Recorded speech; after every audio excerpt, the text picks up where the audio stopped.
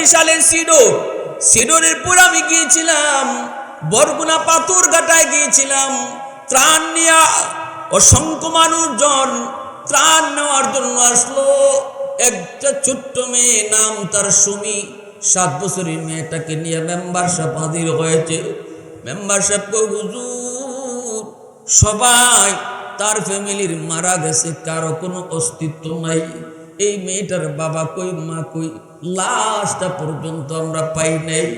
কিন্তু পানি চলে যাওয়ার পর যখন আমরা তাদের বাড়ির পাশ দিয়ে যাচ্ছিলাম গো, তখনই একটা ছোট বাচ্চার কান্নার আওয়াজ শুনতে পাই। ডানে তাকাই, বামে তাকাই, সামনে তাকাই, পিছনে তাকাই, কোন দিক থেকে এই কান্নার আওয়াজটা আসতেছে। এমনি কিছু মানুষে কই, ভাই রে ডানেও না বামেও না, উপরের দিকে তাকাও। উপরে তাকায় দেখি তাল গাছ, এই তাল গাছের ঝুপড়ির মধ্য থেকে কান্নার আওয়াজ। 2 জন মানুষ তালগাল বেয়ে তারা উঠল। এই 7 বছরের সুমি তাল গাছের ঝুপড়ির মধ্যে আল্লাহ তারে কুদরতে বাঁচায় নিছে। যে বাচ্চাটা সাঁতার জানে না গো, তারে আল্লাহ বাঁচায়, আর যে সাঁতার জানতো তাদেরকে আল্লাহ নিয়ে যায়।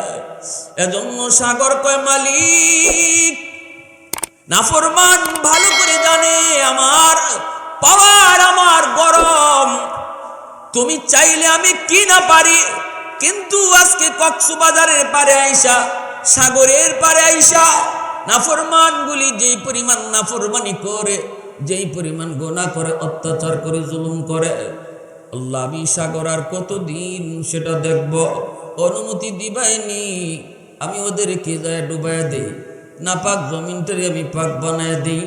আল্লাহ পাক তখনই জমিনটা একটা ধমক দেয়, সাগর মহাসাগর আল্লাহ ধমক দেয়, ফেরেশতারাও কই ধ্বংস করে দেই, আল্লাহ ফেরেশতাদেরকেও একটা ধমক দেয়। আল্লাহু আকবার, একটা আওয়াজ দেয় আল্লাহু আকবার। আল্লাহ পাক রব্বুল আলামিন কই, এর জমিন আমি আল্লাহ দেখতেছি, এই জমিনের ভিতরে কত গুনাহ হইতেছে, কত অত্যাচার হইতেছে, কত জুলুম হইতেছে, কত নাফরমানি হয়, কত অন্যায় হয়। এরপরও আমি আল্লাহর নগদ ধরি না, কারণ জানোনি এই মানুষকে আমি আল্লাহ সবচেয়ে সুন্দর এবং সবচেয়ে মায়া করে বানাইছি। আসমান আল্লাহ বানাইছেন কুন ফায়াকুন বইলা, জমিন আল্লাহ বানাইছেন কুন ফায়াকুন বইলা, ফেরেশতা আল্লাহ বানাইছেন কুন ফায়াকুন বইলা। কিন্তু আমারে আপনারে আল্লাহ পাক কুন ফায়াকুন বলে বানায় না। আমারে আপনারে যখন আল্লাহ বানাইছে, আল্লাহ বলে খালাকতু বিয়াদাইয়া, আমি আমার বান্দা বান্দিরে নিজের হাত দিয়া বানাইছি। কারণ এই চেহারার মধ্যে তো দামি কপাল, ওই কপাল দিয়া বান্দা আমার কুদরতি কদমে সেজদা দিবে। এই কপালটা আমি বানাইছি শুধু আমাকে সেজদা দেওয়ার জন্য। বান্দার কপাল বানাইছি আমি সেজদার জন্য। এই কপাল ফেরেশতাদের হাতে বানাইলে হয় না, এই কপাল কুন ফায়াকুন বললে হয় না। এই কপালটা আমি আল্লাহ নিজের হাতে বানাইছি, নিজের হাতে বানাইছি। আমি বান্দারে বড় আদর করে বানাইছি। তোমরা এদের আমার বান্দা বান্দির মাঝখানে কেউ নাক গলাবো না। আমার বান্দা 70 বছর নাফরমানি করছে, 70 বছরে সে নামাজ পড়ছে না, 60 বছর হয়ে গেছে এখনো হালাল হারাম মানে না। এরপরও কিন্তু আমি আল্লাহ এখনো তার সুযোগ দেই। 70 বছর বয়সে যায়ও যদি সে তার ভুলটা বুঝতে পারে, রে কোনো ওয়াজ মাহফিলে বসে যদি চুকির পানিটা ফলায়, মাওলা ভুল করেছি, অন্যায় করেছি, আর জীবনে গুনাহ করব না গো। আল্লাহ পাক বলে 70 বছরের গুনাহ মাফ করার জন্য 70 বছর আমি আল্লাহ লাগাবো না, 70 মাসও লাগাবো না, 70 দিনও লাগাবো না, 70 ঘন্টাও লাগাবো না, 70 মিনিটও লাগাবো না। 70 বছরের গুনাহকে আমি আল্লাহ 70 সেকেন্ডে মাফ করে দিব। কারণ আমি আল্লাহ নাম হলো গাফির, গাফুর, গফফার। আমার নাম হলো গাফির, গাফুর, গফফার। গুনাহ যত বড় হবে আমার গাফফার নামের উসিলায় মাফ করব। গুনাহ যত মিডিয়াম হবে গাফুর নামের উসিলায় মাফ করব। গুনাহ যদি ছোট হয় আমার গাফের নামের উসিলায় মাফ করব। বড় বড় গুনাহগুলি আমার গাফফার নামের উসিলায় মাফ করে দিব। এজন্য আল্লাহ পাক কই জানুনি, এই জমিনটা আমি টিকায় রাখছি 4 দল মানুষের খাতিরে। এর ভিতরে একদল হলো যুবক। লাউলা মাশাইখু রুক্কা ওয়াশ-শাবাবু খুশা ওয়াল আতফালু রুদ্দা ওয়াল আনআমু রুত্তা লাজআলতুস সামাআ হাদিদা ওয়াল আরদা খাফসাফা ওয়াত তুরাবা রামাদা ওয়ামা আনজালতু মিনাস সামাই কাতরা ওয়ামা আনবাততু মিনাল আরদি নাবাতা বাল আনজালতু আলাইকুমুল আযাবা সাব্বা। আল্লাহ পাক বলতেছে জানোনি 4 দলের কারণে আমি জমিন টিকায় রাখি। যেই জমিনের ভিতরে এত গুনাহ, ঘরের মধ্যে জরিপ করলে বেনামাজির সংখ্যা বেশি, গ্রামে জরিপ করলে বেনামাজির সংখ্যা বেশি, বাজারে জরিপ করলে বেনামাজি ব্যবসায়ীর সংখ্যা বেশি। দেখা যায় গুনার পরিমাণটা এই সমাজে বেশি। যেই যে সমাজে গুনাহ বেশি হয় এই সমাজ আযাব আর গজব দ্বারা ধ্বংস হয়ে যাওয়ার কথা। কারণ নেক কাজের গুনাহ সব সময় আযাব আর গজব টানে, গুনাহ সব সময় আযাব আর গজব টানে। আল্লাহ বলে এরপরেও কেন এই পরিমাণে গুনাহ পরিমাণে আযাব গজব আসে না? কেন আসে না জানোনি? 4 দলের কারণে। কয় দলের কারণে জোরে বলেন, একটু আওয়াজ দিয়ে বলেন কয় দলের কারণে? 4 দলের কারণে আমাদের গুনাহ অনুপাতে আযাব গজব আসে না। 4 দলের কারণে। 1 নম্বরে আল্লাহ বলেন লাউলা মাশাইখু রুক্কা, জমিনের ভিতরে আমি আল্লাহ যখন দেখি আমার কিছু বৃদ্ধ বান্দা বান্দি রয়েছে, কোমরে তার ব্যথা, হাঁটুতে তার ব্যথা, রুকু করতে তার কষ্ট হয়, সাজদা দিতে তার বড় কষ্ট হয়, এরপরও সে রুকু করে সাজদা দেয়, মসজিদে যাইতে কষ্ট হয়, লাঠি বোর্ড দিয়া টুকটুক টুকটুক করে সে মসজিদে হাজির হয়, সাজদায় গেলে তার কোমরের রগ ছিঁড়ে যায়, এরপরও আবার সাজদা দেয়। আমি আল্লাহ যখন দেখি আমার কিছু বৃদ্ধ বান্দা বান্দি তারা কষ্ট কইরেও আমার কদমে সেজদা দেয়, ওই সেজদার দিকে তাকাইলে জমিনের প্রতি আমার মায়া লেগে যায়। দুনিয়া ফাইয়া যে আল্লাহ ভুলে যায়, কুকুর যেমন মরা গরু পাইয়া মালিক ভুলে যায়, যে মানুষগুলা দুনিয়া পাইয়া আল্লাহ ভুলে যায় এরাও কুকুরের মতো। মরা গরুরে খায় 3 ধরনের প্রাণী। কয় ধরনের প্রাণী খায়? শিয়াল খায়, মরা গরু খায়, শকুন খায়, আর কুকুরে খায়। শিয়াল সারা রাত খায়, যেই মাত্র দেখে সকাল হয়ে যাচ্ছে তখনই সে মরা গরু গোশ খাওয়া বাদ দিয়া তার ঠিকানা গর্ত, এই গর্তে চলে যায়। শিয়ালে কিন্তু ঠিকানা ভুলে নাই। আকাশ থেকে শকুন নামে, সারা দিন শকুন মরা গরু খায়, সন্ধ্যা হয়ে গেলে শকুনও থাকে না, সেও তার ঠিকানায় চলে যায় গাছের ডাল। কিন্তু মরা গরু যদি কুকুরে লাগাল পায়, জানি না আপনারা ঢাকা শহরে আছেন, শহরে বন্দরে থাকেন, হয়তো আপনারা এগুলা অনেকে দেখছেনই না। গ্রামে গঞ্জে যারা আছেন বা থাকেন বা দেখছেন তারা জানেন, মরা গরু যদি কুকুর লাগাল পায় তখন কুকুর রাত বুঝে না, দিন বুঝে না। মরা গরু যতক্ষণ আছে আর কুকুর আছে। কোন মালিকে তারে এতদিন দুধ কলা খাওয়াইলো, কোন মালিকে তারে সাবান দিয়ে গোসল করায়, কোন মালিকে তারে এত আদর করে বড় করলো, ও সব ভুলে যায় মরা গরু পাইলে। এজন্যই আল্লাহর রাসূল বালহুম আদাল, আল্লাহ যে বলছেন এর চেয়েও নিকৃষ্ট, এর তাফসীর করেছেন রাসূল তার হাদিসে, আদ-দুনিয়া জিফা ওয়া তালিবুহা কিলাব। যে মানুষ দুনিয়া পাইয়া কোন মালিকে তারে মার পেটে খাওয়াইলো, কোন মালিকে তারে আস্তে আস্তে বড় করলো, কোন মালিক তার মার বুকে সে দুনিয়া আসার আগেই তার রিজিক পাঠায় দিল, এই সব কিছু ভুলে যায় যে মানুষটা দুনিয়া পাইয়া সে আর কুকুরের মাঝে কোনো তফাৎ থাকে না। এজন্য আমার বার বন্ধুরা, যুবক, আল্লাহ পাক বলেন, জানোনি তোমরা মানুষ আমি আল্লাহর কাছে বড় দামি, ফেরেশতার চেয়েও তোমাদের দাম অনেক বেশি। কিন্তু জানোনি এই সুন্দর মানুষগুলা যখন বুড়া হয়, বৃদ্ধ হয়ে যায়, তখন সমাজের মানুষ তারে এত দাম দিতে চায় না, ঘরের ভিতরেও সে এত দাম পায় না। সমাজের মানুষেরা কয়, মিয়া আগের মতো ধমক দিও না, এখন কিন্তু গায়ে তোমার শক্তি কম। ঘরের মধ্যেও বিবি সাহেব বলতেছে আস্তে কথা কও। ছেলেরা কিন্তু এখন বড় হয়ে গেছে, ছেলেদের কথা মানতে হবে। যেই মানুষটার কথায় সমাজ চলতো, ঘর চলতো, ওই মানুষটা যখন বৃদ্ধ হয়ে যায়, আল্লাহ বলেন মানুষের কাছে তোমার দাম কমে যায়, ভয় পায় না মানুষ। আস্তে আস্তে তোমার যে ওজন ছিল, তোমার যে রূপ ছিল, সেটা কমে যায়।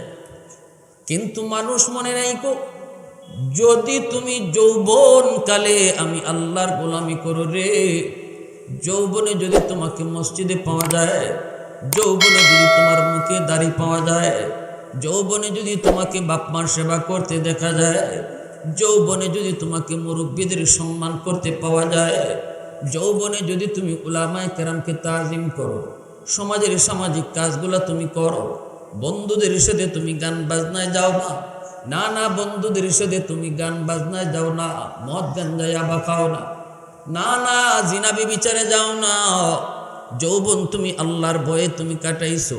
আল্লাহ বলেন, জানোনি ওই যুবক যখন বৃদ্ধ বয়সে উপনীত হয়, কেউ যখন তারে দাম দিতে চায় না, আমি আল্লাহ তারে দামি বানায় দিই। কেমনে আল্লাহ দামি বানায়? ইল্লাল্লাযীনা আমানু ওয়া আমিলুস সালিহাত ফালাহুম আজরুন গায়রু মামনুন। আল্লাহ বলেন, জানোনি তুমি গায়ের শক্তি থাকতে যতগুলি আমল তুমি করেছো, গায়ে তোমার শক্তি ছিল, যতগুলি আমল তুমি দায়মি করেছো, 5 ওয়াক্ত নামাজ তুমি মসজিদে যা পড়ছো, এখন তুমি বৃদ্ধ হয়ে গেছো, তোমার গায়ে শক্তি নাই গো, কোমরে তোমার ব্যথা, হাঁটুতে তোমার ব্যথা, মসজিদে যাইতে তোমার বড় ভয় করে, কোথায় জানি তুমি পড়ে যাও।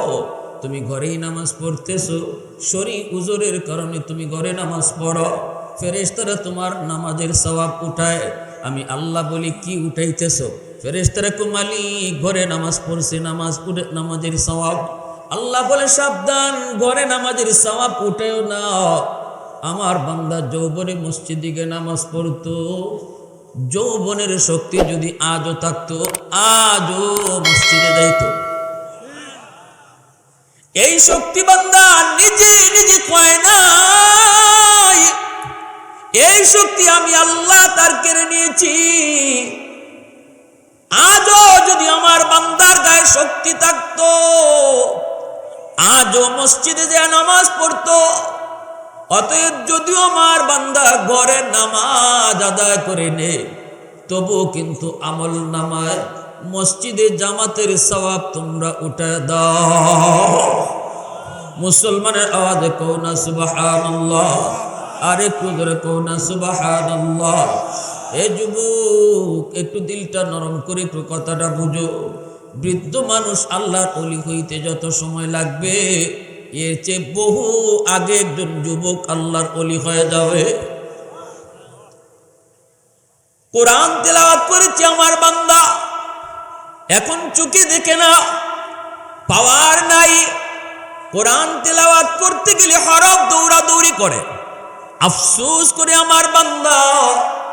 আল্লাহ বলে, বান্দা আফসোস কইরো না, যৌবনে কোরআন তেলাওয়াতের সওয়াব যেই বয়সে চোখে পাওয়ার থাকবে না, আফসোস করবা, ওই বয়সও আমি তোমার যৌবনের তেলাওয়াতের সওয়াব জারি রাখবো, যৌবনের সওয়াব জারি রাখবো, কখনো বন্ধ করব না, কখনো বন্ধ করব না। কারণ তোমার চোখের পাওয়ারটা তো আমি নিয়েছি, তুমি নিজে নিজে পাওয়ার নষ্ট করো নাই। বয়সের কারণে আমি তোমার চোখের পাওয়ার কেড়ে নিয়েছি। আজও যদি তোমার চোখে আগের মতো পাওয়ার দিয়ে রাখতাম, তাহলে আমি আল্লাহর বিশ্বাস তুমি আগের মতোই তেলাওয়াত করতা। আজও ফজরের পর তুমি প্রতিদিন সূরা ইয়াসিন তেলাওয়াত করেছো, আজ তুমি তেলাওয়াত করতে পারো না। কিন্তু আল্লাহ বলেন, ইল্লাল্লাযীনা আমানু ওয়া আমিলুস সালিহাত ফালাহুম আজরুন গায়রু মামনুন। আল্লাহ বলে, আমি চার জিনিসের কসম খেয়ে বলতেছি, বান্দারে তুমি যদি বৃদ্ধ বয়সী ফজরের তেলাওয়াত করতে না পারো, তোমার যৌবনের সূরা ইয়াসিনের তিলাওয়াতের সওয়াব আজকে বুড়া বয়সে তিলাওয়াত করতে না পারলেও আমি জারি রেখে দিব। এটাই হলো আহকামুল হাকিমিনের পেনশন। দুনিয়ার বাদশা আমাদেরকে পেনশন দেয়, দুনিয়ার সরকারে পেনশন দেয়। সরকারি বয়স হলো 40 বছর। 40 বছর পর্যন্ত সরকারের ডিউটি তুমি পালন করেছ, সরকার তোমার উপরে বড় খুশি। তুমি নির্ধারিত সময় অফিসে এসেছ, আমার ডিউটি তুমি পালন করেছ, আমি সরকার তোমার উপরে খুশি। এখন আর তোমাকে অফিসে আসা লাগবে না, তুমি ঘরে বসা থাকো, ডিউটি করা লাগবে না। তোমার অ্যাকাউন্টে আমি পেনশনের বেতন পাঠায় দিব, থাকবা তুমি ঘরে, আর পৌঁছে যাবে তোমার বেতন। এর নাম হলো পেনশন। আওয়াজ আসতে কেন, জোরে বলেন। সকল বাদশার বাদশা যিনি আহকামুল হাকিমিন, তিনি বলেন, বান্দা দুনিয়ার বাদশা যদি তোমার কর্মচারীর উপরে খুশি হইয়া তার পেনশন দে, আমি আল্লাহ সকল বাদশার বাদশা, আমিও তোমাকে ইবাদতের পেনশন দিব। যেই নফল বন্দেগীগুলা তুমি করছো যৌবনে, যেগুলা তোমার দায়মি আমল ছিল, আজকে বুড়া বয়সে তুমি পারো না, ওই যৌবনের ইবাদতের কারণে আমি যৌবনের সবগুলি ইবাদত জারি রাখবো। তাহাজ্জুদের নামাজ তুমি পড়েছো, এখন পড়তে পারো না, গায়ে তোমার শক্তি নাই, ঘুম থেকে উঠতে পারো না, তুমি বড় দুর্বল, ঘুমায় ঘুমায় তুমি শুধু আফসোস করো, চোখের পানি ধরাও। আল্লাহ কয়, বান্দারে কাঁদিস না, যদিও তুই ঘুমায় রইছো, তাহাজ্জুদের টাইমে তোমার ঘুম ভাঙছে ঠিকই, কারণ তোমার এই টাইমে ঘুম ভাঙে অভ্যাস ছিল।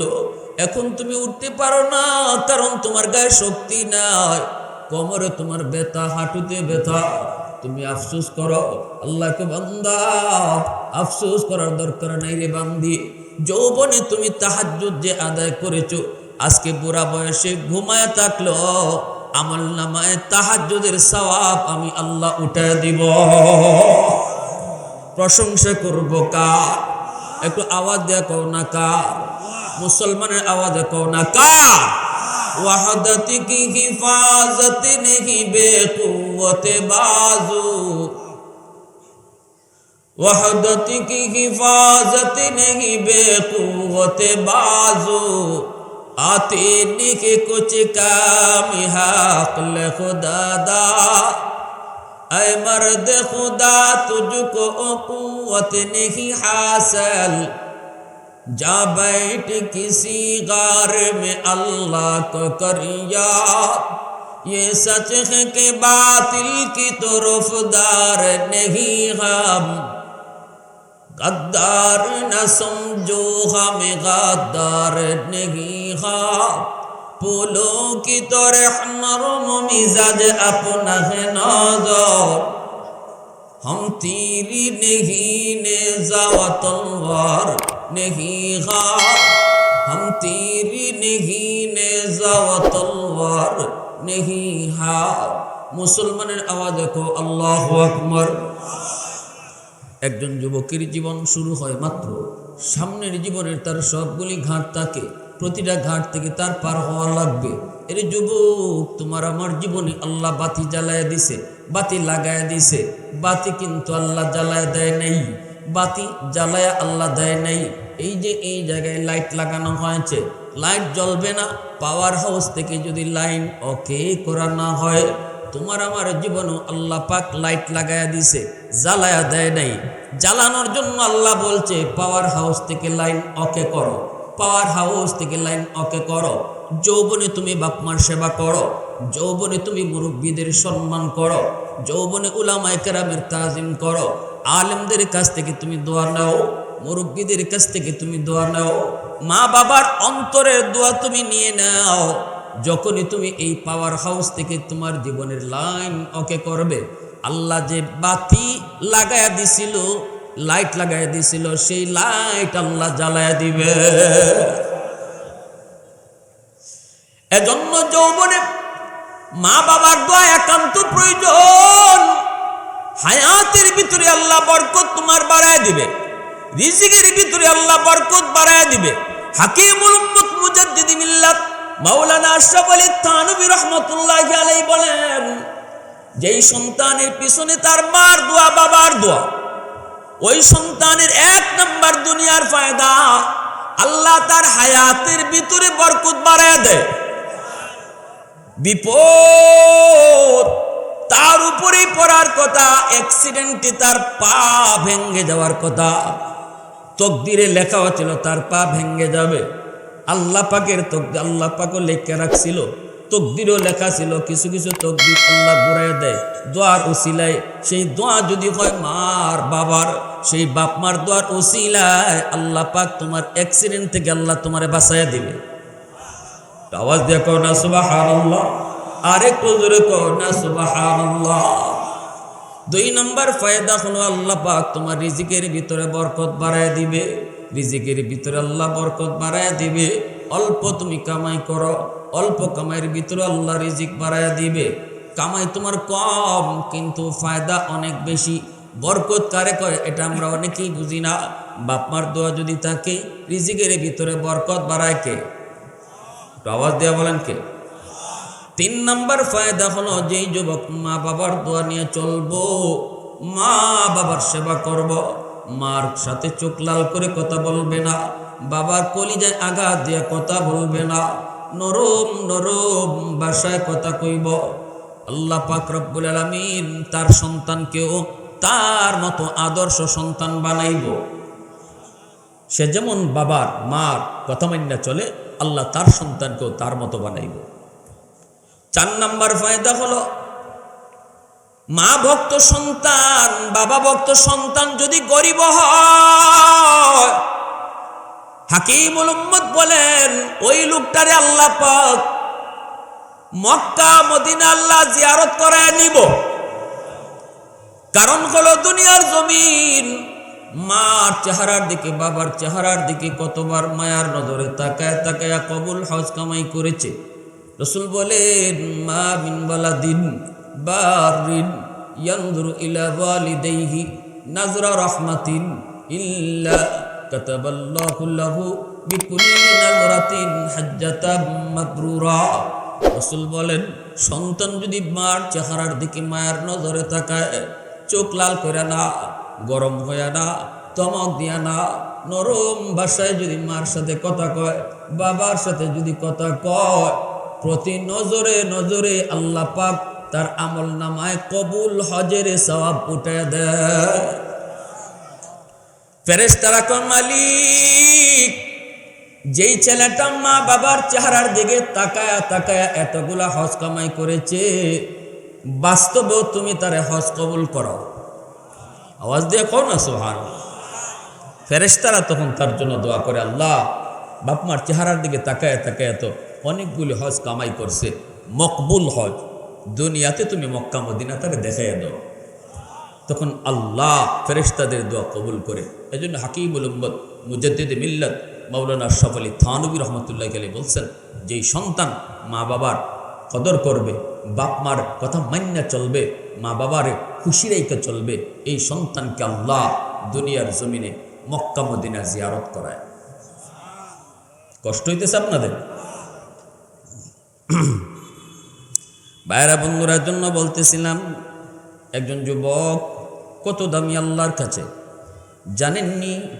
এই জমিন প্রতিদিন আল্লাহর কাছে আবদার করে, আল্লাহ অনুমতি দাও, নাফরমানগুলাকে আমি গিলে ফেলব, বেনামাজিকে আমি জমিন গিলে ফেলব, সুদখোরকে আমি জমিন গিলে ফেলব, ঘুষখোরকে আমি জমিন গিলে ফেলব। আলা কুল্লা ইয়াউমিন ওয়াল আরদু ইস্তাজিলু রাব্বাহু ওয়াল মালাইকাতু ইস্তাজিলু রাব্বাহু ওয়াল বাহরা ইয়াস্তাজিলু রাব্বাহু। হাদিসে কুদসি বলতেছি, যেটা আল্লাহর ভাষা। আল্লাহ বলতেছেন, জানোনি জমিন আমারে কয় মালিক অনুমতি দিবাইনি, বেনামাজিকে আমি জমিন গিলে ফেলব, সুদকুরকে গিলে ফেলব। আল্লাহ বলেন কেন? জমিন কয় বেনামাজির পায়ের বোঝা আমি আর কতদিন নিমুগো, সুদকুরের পায়ের বোঝা কতদিন আমি সহ্য করব। আসবিরু ইলা মাতা আসবিরু। জমিনে কয় মালিক আর কতদিন, আর কত কাল ওই সুদকুরের পায়ের বোঝা আমি জমিন সহ্য করব। আল্লাহু আকবার জোরে কও। জমিনে কয় মালিক ওই জিনাকুর আমি জমিনের উপর দিয়ে আর কতদিন হাঁটবে, আমি আর কতদিন সেটা সইব। আল্লাহ বলে, জানোনি তোমাদের এলাকার জমিনও প্রতিদিন আবদার করে, আপনাদের মির্জাপুরের জমিনও আল্লাহর কাছে এই আবদার করে, বেনামাজির সকালবেলা যখন ঘর থেকে নামাজ না পড়েই বের হয়, তখনই জমিনে কই মালিক অনুমতি দেও, নাফরমান তোমার হুকুম নামাই না ঘর থেকে বের হয়ে গেছে, আমি জমিনে যদি তুমি অনুমতি দিতাও আমি কিন্তু এখনই ফেটে যাইতাম, ওরে নগদ আমি কবর দিয়ে ফেলতাম। আল্লাহ বলে, সাগর মহাসাগর গুলো এইভাবে আবদার করে, ওয়াল বাহরা ইয়াস্তাজিলু রাব্বাহু। কক্সবাজার সমুদ্র সৈকতের পার কত যুবক কত যুবতী যে গুনার আয়োজন করে, গুনাহ করে, পানিতে নেইমা গুনাহ করে। কক্সবাজার সাগরের পানিটা গুনার সাক্ষী হয়। সাগরের পানিটা ডাক দিয়া কয়, মালিক আর কতদিন আমি গুনাহ দেখবো, আর কত কাল দেখবো, আর কত কাল আমি গুনাহ দেখবো, অনুমতি দিবাইনি। যেই নাফরমান গুলা সাগরের পারে আইসা এরকম গুনাহ করে, অথচ আমি সাগর কতটা ভয়ঙ্কর নাফরমান ভালো করে জানে। তোমার হুকুমে আমি শান্ত, তোমার হুকুমে আমি সাথে সাথে অশান্ত। সাগর যদি চায় মুহূর্তের ভিতরে সব ডুবাইয়া দিতে পারে কি পারে না? আল্লাহর হুকুম পাইলে পারে কি পারে না? ওই যে বরিশালের সিডরের পর আমি গিয়েছিলাম, বরগুনা পাথর ঘাটায় গিয়েছিলাম ত্রাণ নিয়া। অসংখ্য মানুষজন ত্রাণ নেওয়ার জন্য আসলো।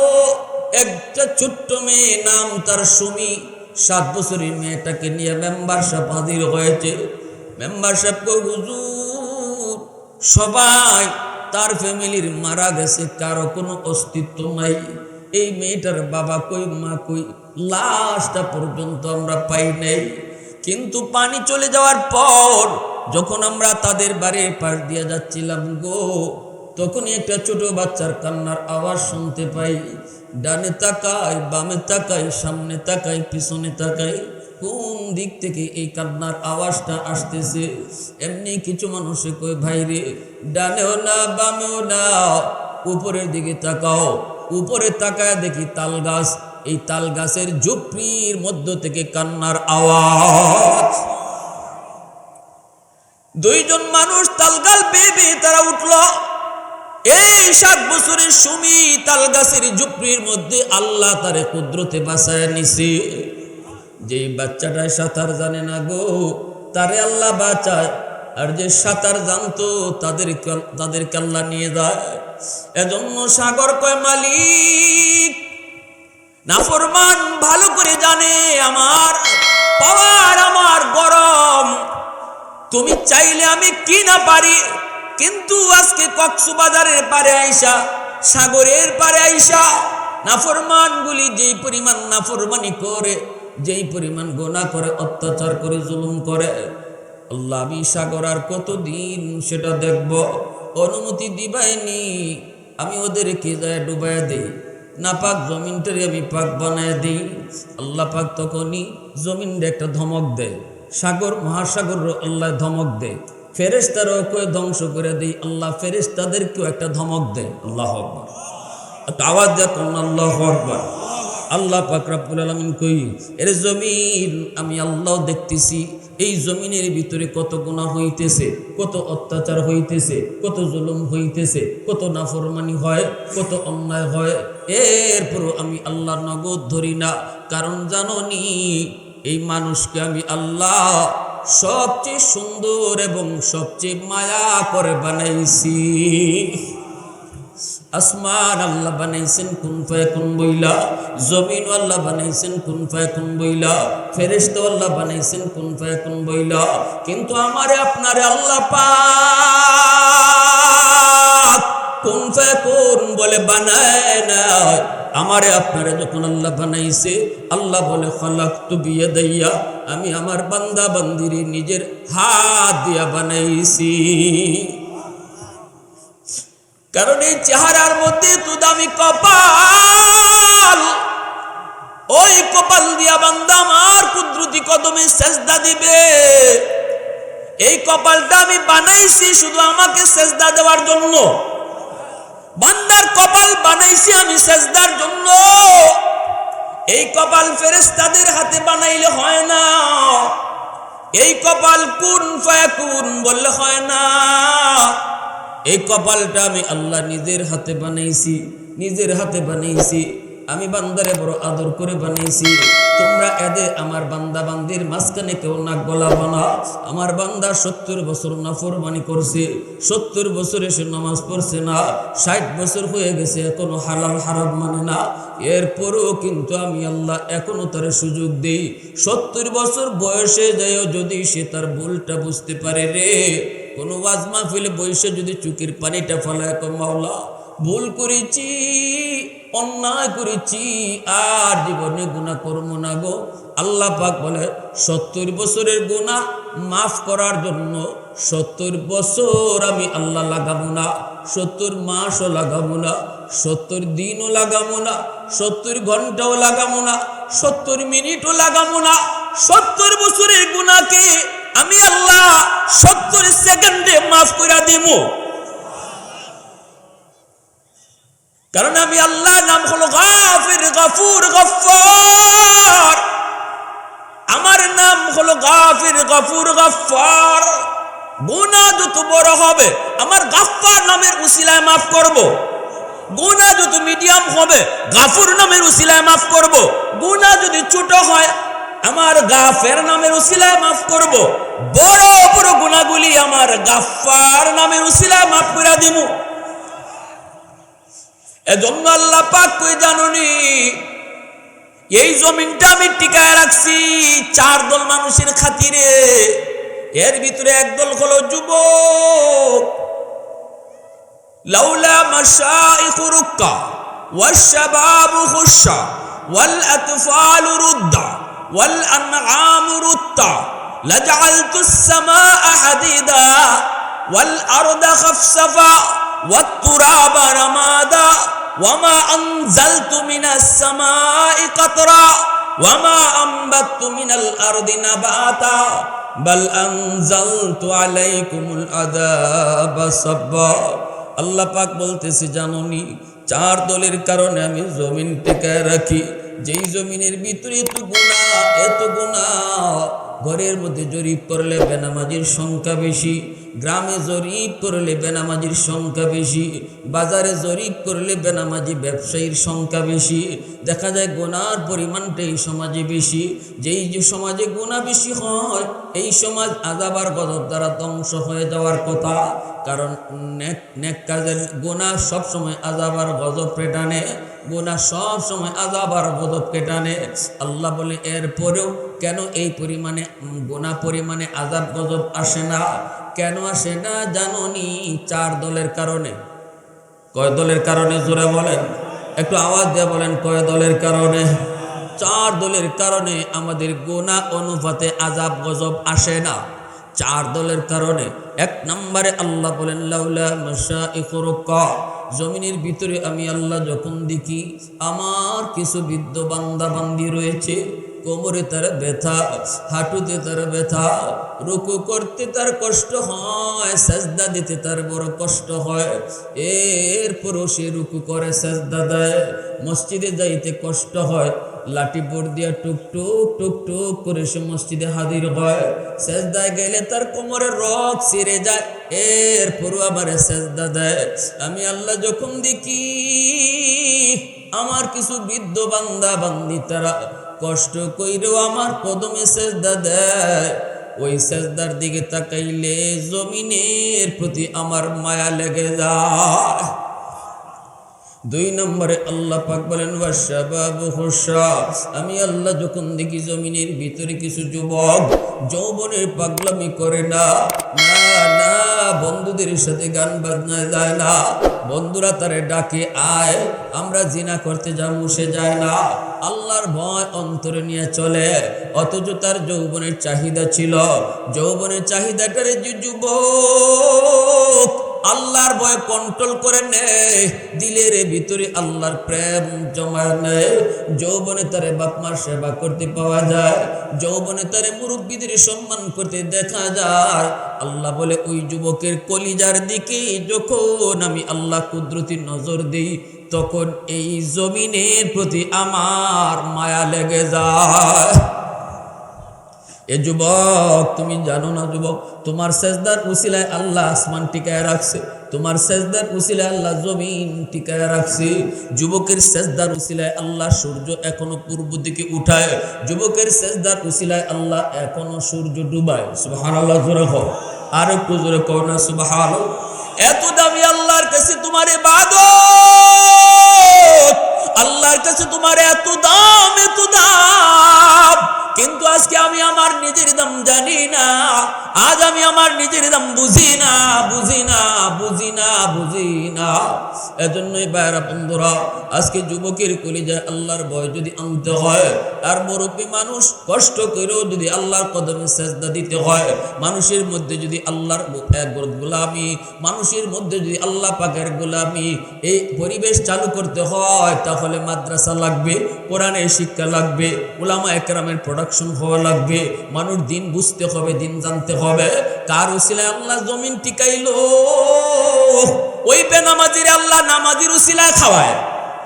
আওয়াজ দেওয়া বলো ঠিক কিনা? শুকরকে আল্লাহ পাক নামাজির উসিলায় খাওয়ায়। আল্লাহ পাক রব্বুল আলামিন কয় বন্ধু তুমি জানায় দাও, জানায় দাও, মাদ্রাসা যতদিন থাকবে, জমিনে কোরআনের তালিম যতদিন থাকবে, ওয়ানুনাজ্জিলু মিনাল কুরআনি মা হুয়া শিফাউন ওয়া রাহমাতুল লিল মুমিনিন। আল্লাহ পাক বলে জানোনি কোরআন আমি নাজিল করেছি তোমাদের জন্য শিফা বানায়া, কোরআন নাজিল করেছি তোমাদের জন্য রহমত বানাইয়া। যেই এলাকার মধ্যে মাদ্রাসা থাকবে, কোরআনের শিক্ষা থাকবে, এই এলাকার মধ্যে রহমত নাজিল হবে। যেই সমাজের মধ্যে উলামায়ে কেরামের কদর থাকবে, হাফেজের কদর থাকবে, জমিন তুমি ধ্বংস করে দিবা। তাহলে মাদ্রাসার উসিলায় জমিন টিকে আছে, কোরআনের তালিমের উসিলায় জমিন টিকে আছে, আর জমিন টিকে আছে বিদায় আমি মাস এখনো জমিনে বেঁচে আছি, জমিন টিকে আছে বিদায় এখনো আমি গর্তের পিপিলিকা বেঁচে আছি। আল্লাহ নবীর হাদিস বুঝলে বুঝেন, নবীর হাদিস যদি বুঝে থাকেন তাহলে হাদিসের মর্ম হলো আমি 4 মিনিট টিকে আছে মাদ্রাসার উসিলায়, আমি মেম্বারে টিকে আছে মাদ্রাসার উসিলায়, আমি শিল্পপতির শিল্প কারখানা টিকে আছে মাদ্রাসার উসিলায়, আমি মন্ত্রীগিরি টিকে আছে মাদ্রাসার উসিলায়। এখনো সূর্য উঠে সূর্য ডুবে, গাছ থেকে ফুল হয়, ফল হয়, জমিন থেকে ফসল হয়, সব কিছু কোরআনের শিক্ষার উসিলায়, আল্লাহর কালামের শিক্ষার উসিলায়। যতদিন জমিনে কোরআনের শিক্ষা চলবে, সূর্য পূর্ব দিকে উঠবে, যতদিন জমিনে কোরআনের শিক্ষা চলবে, গাছ গাছালি ফুল দিবে, ফল দিবে, যতদিন জমিনে কোরআনের শিক্ষা চলবে, জমিন থেকে ফসল হবে। আল্লাহ পাক আমি মেম্বারকে মেম্বারি করার সুযোগ দিবে, চেয়ারম্যান করার সুযোগ দিবে। অতএব মাদ্রাসা আমি টিকায় রাখছি কখনো বলবেন না। লক্ষ টাকাও যদি কেউ দেয়, মাদ্রাসা আমি টিকায় রাখছি বলবেন না। আমার নবীর হাদিসের ভাষার মর্ম হলো তুমি বলবা মাদ্রাসার উসিলায় আল্লাহ আমাকে টিকায় রাখছে। একজন ছাত্ররে যদি তুমি খাওয়াও, কখনো কইও না আমি ছাত্রটারে খাওয়াই। মাদ্রাসার একজন ছাত্র, একজন হাফেজ কোরআনকে যদি তুমি লজিং রাখো, কখনো এই কথা বইল না আমি ছাত্রটারে খাওয়াই। নবীর হাদিসের মর্ম হলো তুমি বলো এই ছাত্রের উসিলায় আল্লাহ আমাদেরকে খাওয়ায়। এজন্য আমার ভাইরা একটু দিলটা নরম করে কথাগুলি বুঝো। কেন মাদ্রাসার এত প্রয়োজন? মাদ্রাসা টিকায় রাখতে হবে। মাদ্রাসার ফায়দা যদ্দূর, এলাকার মানুষের ফায়দা এর চেয়ে বেশি। মাদ্রাসা আমার ফায়দায় টিকায় রাখতে হবে, আমি বেঁচে থাকার জন্য, আমি সুস্থতার নিয়ামত নিয়ে বেঁচে থাকার জন্য, আমি আল্লাহর রহমত নিয়ে বেঁচে থাকার জন্য মাদ্রাসা টিকায় রাখতে হবে। কারণ আল্লাহর কালামের শিক্ষা থাকলে তো আল্লাহ আমাকে রহমত দিবে। আল্লাহর রহমত ছাড়া 1 মিনিট বাঁচার কোনো উপায় আছে কারো? আওয়াজ দিয়া বলেন আছে? আল্লাহর রহমত ছাড়া 1 সেকেন্ড বাঁচার কোনো আমাদের উপায় নেই। এই রহমতটা আল্লাহ বলে আমি কোরআনের শিক্ষার উসিলায় তোমাকে দিতেছি। এখন যদি কেউ বলে আমি মাদ্রাসা বন্ধ করে দিব, তার মানে হইল সে তার নিজের পায়ে নিজে কোরাল মারলো। আমার কথাটা বুঝে থাকলে বলেন ভুল বলছি? কেউ যদি বলে মাদ্রাসা দরকার নাই, সে তার নিজের পায়ে নিজে কোরাল মারলো। মাদ্রাসা তুমি বন্ধ করে দিবা আর আল্লাহ তোমারে বাঁচায় রাখবে, এটা হইতেই পারে না। মাদ্রাসা তুমি বন্ধ করে দিবা আর আল্লাহ তোমাকে তোমার চেয়ারে বসায় রাখবে, হইতেই পারে না। এর বাস্তব প্রমাণ আর নমুনা হলো টাকলা মুরা। কোরআনের বিরুদ্ধে কথা বলছে, আসিল জায়গায় চেয়ারে আসিল, দল থেকে পর্যন্ত বহিষ্কার, ঠিক না? কেন? মাদ্রাসা শিক্ষার দরকার নাই এই কথাটা বলায় মামলা চলে গেছে আসমানে। মামলা আর বাংলাদেশের আদালতে ছিল না, এই মামলা ছিল আসমানি আদালতে। আর আসমানি আদালতের রায় মাফিক তার সব গেছে, ঠিক কিনা জোরে বলেন? শেষ পর্যন্ত ফ্যান ঝুল্লা রয়েছে, এইটাও তার মাথাতে পড়ে। এজন্য বলি, যে মানুষটা মাদ্রাসা শিক্ষাকে নেগলেক্ট করবে, যে মাদ্রাসা শিক্ষার উন্নয়ন পছন্দ করবে না, যে কোরআনের শিক্ষার অগ্রগতিকে বাধাগ্রস্ত করবে, আল্লাহ তাকে তার জায়গায় রাখবেন। আল্লাহ সব সইতে পারে, এটা আল্লাহ সইতে পারে না। কারণ আল্লাহ বলে, বান্দা তোরে আমি বাঁচায় রাখছি, যে যার উসিলায় তুই তারেই যদি বন্ধ করে দিতে চাও, তাহলে তোমাকেও আমি তোমার জায়গায় রাখবো না।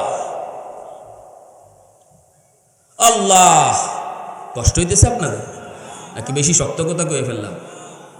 আল্লাহ রসুল সাল্লাল্লাহু আলাইহি ইসলামের কথা, এটা আমি মৌলবীর কথা না, আল্লাহর কথা। আর রসুল তার আল্লাহর কথারে ব্যাখ্যা দিছে। এজন্য আমার ভাইরা বন্ধুরা, আজকে যে এই ছাত্রগুলা তারা পাগড়ি নিল, এই ছাত্রগুলার মাথায় পাগড়ি পরাইছি আমরা, কিন্তু এই ছাত্রদের বাপমার মাথায় পাগড়ি পরাইবেন আল্লাহ। আরো আস্তে কোন সুবহানাল্লাহ, আরো আস্তে কোন সুবহানাল্লাহ।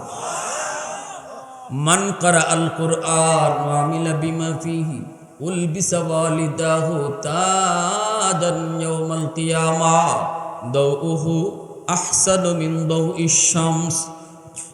কিয়ামতের ময়দানে আল্লাহ পাক একটা পাগড়ি হাতে নিয়ে আল্লাহ দাঁড়ায় বলবে, কই তোমরা বাপ মা? নবীর বাপ মা যায় বলবো, মালিক আমরা অমুক নবীর আম্মা, অমুক নবীর আব্বা।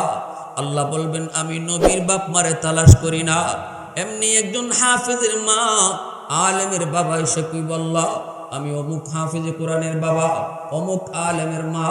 আল্লাহ হাসরবাসীর সামনে বলবেন, আমি তো আজকে তোমাদেরকেই খুঁজতেছি, আমি তো আজকে তোমাদেরকেই খুঁজতেছি। দুনিয়ার জমিনে তোমার সন্তান নিয়ে তুমি মাদ্রাসার দিকে রওনা দিয়েছো। সমাজের 90 থেকে 99টা ছেলে বাবা হাতে করে তার স্কুলে নিয়ে গেছে, কারণ সেই স্কুলে পড়া সে সার্টিফিকেট পাবে, সে জজ হবে, ব্যারিস্টার হবে, লম্বা লম্বা বেতন পাবে, দুনিয়ায় চলার একটা ব্যবস্থা হবে। কিন্তু তুমি তোমার সন্তানকে নিয়ে শ্রুতির উল্টা চলছ, মাদ্রাসার দিকে আসছ। আমি মাওলার কালাম শিক্ষার জন্য যেই কোরআনের উসিলায় জমিন আমি আল্লাহ টিকায় রাখছি, ওই কোরআনে শিক্ষার উসিলায় তুমি তারে নিয়ে আসছো মাদ্রাসায়। মানুষ তোমারে বাধা দিছে, আপনজন তোমারে বাধা দিছে, কোলাটারে মাদ্রাসায় ভর্তি করো না, মাদ্রাসায় পড়লে সার্টিফিকেট মিলে না, মাদ্রাসায় পড়লে কোনো চাকরি পাওয়া যায় না, কেমনে সংসার চালাবে, বউ ফলবে কেমন করে, কত কথা তোমার কানে আসলো, কিন্তু কোনো কথাই তুমি দাম দাও নাই। কারণ তোমার কলিজার ভিতরে ছিল রিজিকের মালিক মানুষ না, রিজিকের মালিক চাকরিও না, রিজিকের মালিক কে? আমি আল্লাহ নাম রাজ্জাক, আমি রিজিকের মালিক। এই জিনিসটা তোমার অন্তরের ভিতরে ছিল, বান্দারে আমি তো মালিক, দেখ না তুই দুনিয়াতে যাওয়ার আগেই তো তোর রিজিক পাঠাইছি। মার গর্ভের সন্তান দুনিয়া আসার আগেই কিন্তু মার বুকে আল্লাহ পাক সন্তানের রিজিক দুধ পাঠায় দেয়। সন্তান পরে আসে, দুধ কিন্তু আগে আসে। আল্লাহ এটাই মেসেজ দিছে, বান্দা রিজিকের জন্য তুই আমাকে বলিস না, কারণ আমি আল্লাহ কিন্তু তুই যাওয়ার আগে তোর রিজিক আমি দুনিয়ায় পাঠাইছি। এই রিজিকের জন্য আমি আল্লাহরে বলিস না হালাল হারাম মাইনে চলিস না, না পাইলেই তুই খাইস না, পাইলেই তুই ধরবি না। একটু চিন্তা করিস, তুই আসার আগে তো রিজিক দুনিয়ায় গেছে।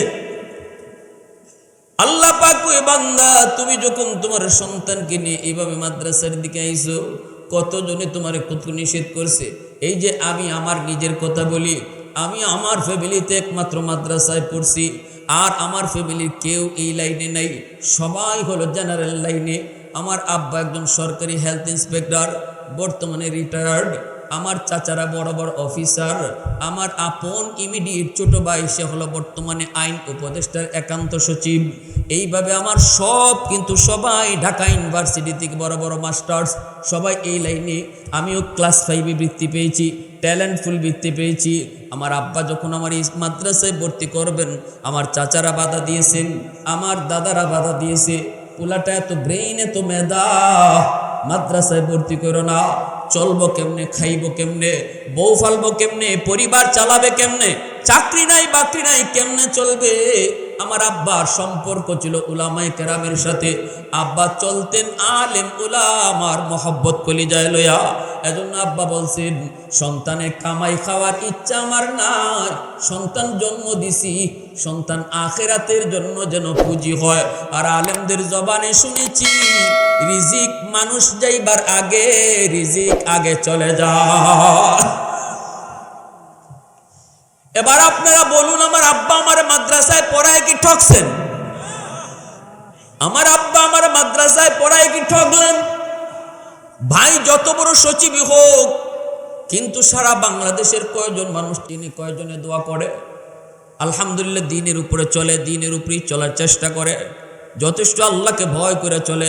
সাধারণ কোনো বিষয়ে যদি তার খটকা লাগে আমাকে ফোন দেয়, ভাইয়া এটা হালাল হইব না হারাম হইব, ভাইয়া এটা দেওয়া যায় জীব না না যাই জীব, আমার কাছ থেকে জিগায়। তার বউ, আমার ভাইয়ের চুটুক বউ বিবি সাহেব, সেও কিন্তু ঢাকা জেলা জজ। দুজনই এরকম হাই এডুকেটেড, কিন্তু তারা এরকম প্রতিটা কাজ প্রতিটা বিষয় আমাকে ফোন দিয়ে জিগায় যখনই বুঝে খটকা হয়। কিন্তু এরপর আপনারা বলেন সারা বাংলাদেশে আল্লাহ পাক আমাকে ঘুরাইতেছে, আপনাদের মতো কতগুলি মানুষকে নিয়ে দোয়া করতেছি, আপনারা দোয়া করতেছেন, আমিও দোয়া করতেছি, একসাথে হাত উঠাইতেছি, ঠিক কি না?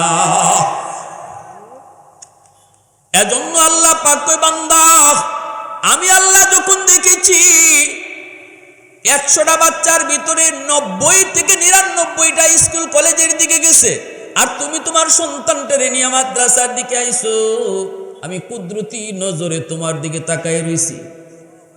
আমি আল্লাহ কুদরতি নজরে তোমার দিকে তাকায় রইছি।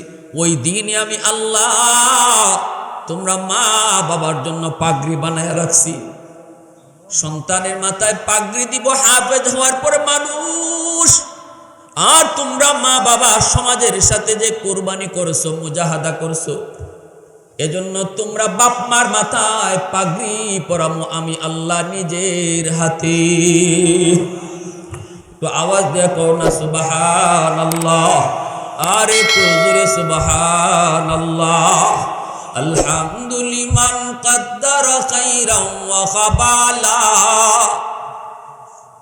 আলহামদুলিমান কদ্দারা খাইরান ওয়া খাবালা, ওয়া শুকরু লিমান সাওয়ারা হুসনান ওয়া জামালা, ফরদুন সামাদুন আন সিফাতিন খালকি বারিউন, রব্বুন আযালিয়ুন খালাকাল খালকা কামালা, লা জিদ্দা ওয়ালা নিদ্দা ওয়ালা হাদ্দা লিমাওলা, আল আনা কামা কানা ওয়ালাম ইয়ালকা যাওয়ালা, আল আনা কামা কানা ওয়ালাম ইয়ালকা যাওয়ালা। মুসলমানের আওয়াজে কো আল্লাহু আকবার। এক কান হাদিস কই এখন আলোচনা শেষ দিব। শেষমেশ হাদিসটা শুনেন। এতক্ষণ তো বললাম যে হাফেজ হইব, আলেম হইব, তার এত দাম, তার বাপ মার এত দাম। এখন যারা এই মাদ্রাসার সহযোগিতা করব, ছাত্রদের পড়ালেখার ব্যবস্থা করে দিব, মহব্বত করব, তাদের কি ফায়দা? দাকাইকুল আখবার নামক কিতাবের ভিতর ইমাম গাজ্জালী রহমতুল্লাহি আলাইহি লিখেন, হাদিস শরীফ, কিয়ামতের ময়দানে আল্লাহ পাক একজন মানুষকে আল্লাহ মাফ করতে চাইবেন। আল্লাহ পাক সর্বদা তার পাপী বান্দাদের পক্ষে থাকবে, অপরাধীর পক্ষে থাকবেন আল্লাহ। দুনিয়ার জমিনেও আমরা দেখেছি জজ সাহেব কিন্তু আসামির পক্ষ থাকে। জানেন না আপনারা জজ সাহেব কার পক্ষে থাকে? জোরে বলেন। জজ সাহেব আসামির পক্ষে থাকে, খালি কোন রকম নিয়ে আসামিরে বাঁচানি যায়, এটা হলো জজ সাহেবের চিন্তা। 100 প্রমাণের মাধ্যমে যখন প্রমাণিত হয় তখন জজ সাহেব রায় দেয়, এর আগে রায় দেয় না। ঠিক তেমনি হাসরের মাঠে আল্লাহ গুনাহগার বান্দাদের পক্ষে থাকবে। আওয়াজ দিয়ে এখন সুবহানাল্লাহ। আল্লাহ নাফরমানদের পক্ষে থাকবে। কোনো একটা উসিলাই নেই তার এই নাফরমান গুনাহগার বান্দারে মাফ করা যায়। এজন্য আল্লাহ উসিলা খুঁজবে। আল্লাহ তার একজন বান্দারে বলবে, বান্দা তোরে আমি মাফ করে দিব, মন চাইতেছে একটা উসিলা বের কর। সে কোনো উসিলা পায় না, তখন আল্লাহ বলবেন, বান্দা একটু দেখতো দেখি দুনিয়ার জমিনে কোনোদিন কোনো আলেমের মজলিসে তুমি বসছিলা কিনা? আরেকটু আস্তে কোন সুবহানাল্লাহ। তখনই কইব, না গো মালিক, আমি কোনো ওয়াজ মাহফিলে বসি নেই, আলেম ওলামার কথা আমি বেশি শুনতাম না, ওয়াজ মাহফিলে আমি যাইতাম না। আল্লাহ তখন বলবে, বান্দা একটু বল, আলেমের সাথে এক দস্তরখানায় বইসা জীবনে খানা খাইছো নি? এতটুকু উসিলাও যদি পাই, আমি আল্লাহ তোমাকে আজকে মাফ করে দিমু। কয় না গো মালিক, মনে পড়ে না। এবার আল্লাহ বলবেন, বান্দা বলো এমন কোন ঘরে তুমি থাকছো কিনা যেই ঘরে আগে কোনো আলেম থাকতো? তাও কইব না। এবার আল্লাহ বলবেন, বান্দা বল তোমার কোনো সন্তানের নাম কোনো আলেমের নামে নাম রাখছো কিনা? এই উসিলা পাইলো আমি তোমাকে মাফ করে দিমু। আমরা সন্তানের নাম রাখার ব্যাপারে উদাসীন, যেভাবে মন চাই ভাবে নাম রাখি, যা মন চায় তা রাখি। কে নামের অর্থ উলামায়ে কেরামের সাথে পরামর্শ নাই। একসময় তো আলেমদের পরামর্শ নিত, ইমাম সাহেবের জিগাইত। বর্তমানে নাম রাখতে আর ইমাম সাহেবের দাওয়াত দিতে হয় না, নেট ইন্টারনেট হয়ে গেছে ইমাম সাহেব, ঠিক না নি? ইন্টারনেট থেকে দেখে নাম বের করে ফেলি। পরে গেছি গাই, হুজুর ইনামের অর্থ কি? হুজুর কই ইনামের অর্থ আমি করতে গেব, ইনামের অর্থ তো কোনো অর্থই নাই। হুজুর মা তো রাখি লাইছে, বাপে তো রাখি লাইছে, নানি তো রাখি লাইছে, ঠিক না নি? এটাই তো চলছে। অথচ হাদিস শরীফ আল্লাহ রসুল বলেন, হাসরের মাঠে আল্লাহ তার বান্দারে এটাও জিগাইব মাফ করার জন্য উসিলা হিসাবে, বান্দা তোর কোনো সন্তানের নাম কোন একজন আল্লাহওয়ালা আলেমের নামের নাম রাখছনি, কও এই উসিলা ফাইলেও আমি তোমারে মাফ করে দেব।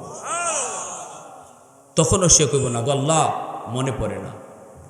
ওই শেষমেশ আল্লাহ কি বলে শুনেন। কেন কইছিলাম আল্লাহ সর্বদা নাফরমানের পক্ষে থাকবে, গুনাহগারের পক্ষে থাকবে।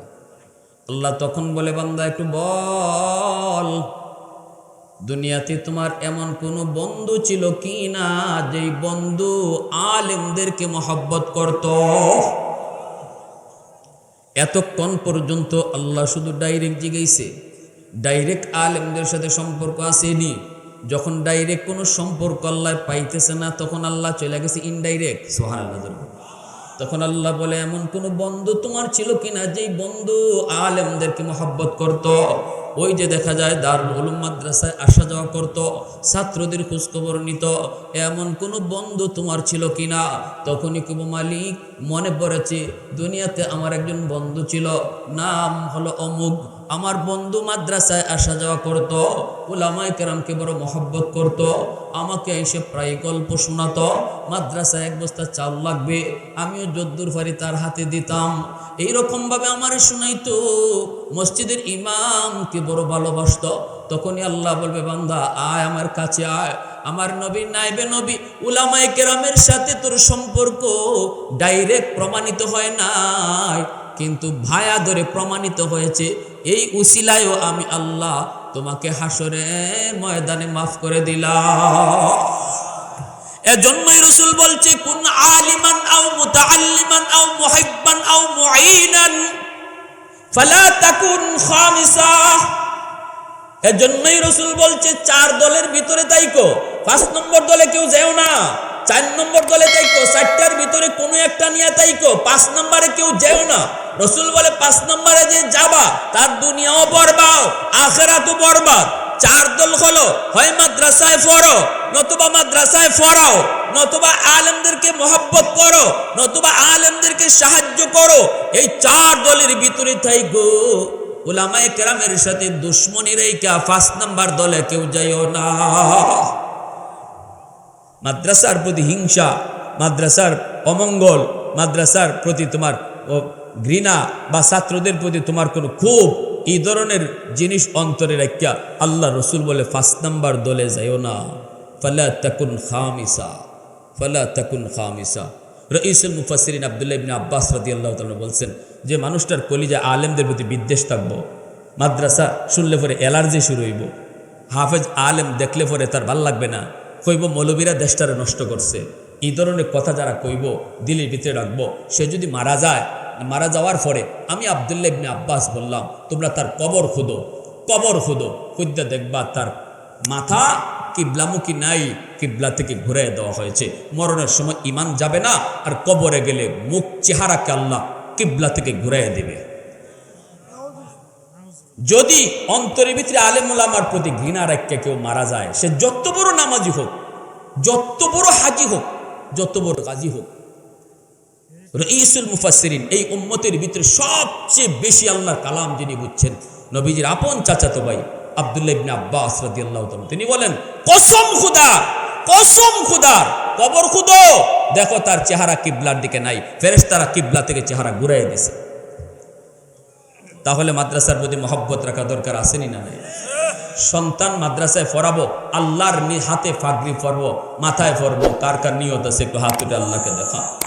আল্লাহ তুমি কবুল করো, সবাই বলি আমিন, আরো জোরে বলি আমিন।